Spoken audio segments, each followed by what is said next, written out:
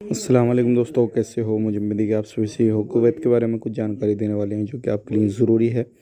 और अगर आप कुवैत में रहते हैं तो काफ़ी ज़्यादा इम्पोर्टेंट ये जानकारी आपके लिए होने वाली है। अगर आपके पास सिविल आईडी है, ख़त्म हो चुका है, तो आप ज़रूर ये वीडियो को देखते रहिए।